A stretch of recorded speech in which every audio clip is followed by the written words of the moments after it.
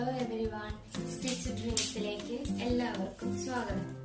ഇന്ന് നമ്മള് കാണിക്കാൻ പോകുന്നത് കുട്ടികൾക്കുള്ള പലാസ തയ്ക്കുന്നത്, അതിന്റെ മെഷർമെന്റ്, അതിന്റെ കട്ടിങ് ആണ് ഇപ്പൊ ഇന്നത്തെ വീഡിയോയില്.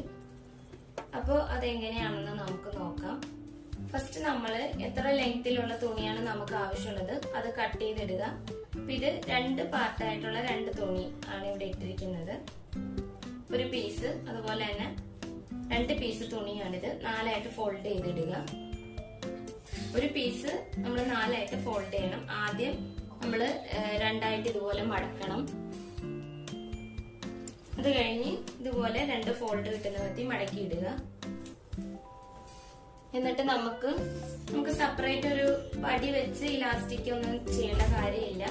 ഇതിൽ തന്നെ നമുക്ക് ഇലാസ്റ്റിക് കൊടുത്ത് നമുക്ക് പാന്റ് നമുക്ക് അടയാളപ്പെടുത്താം.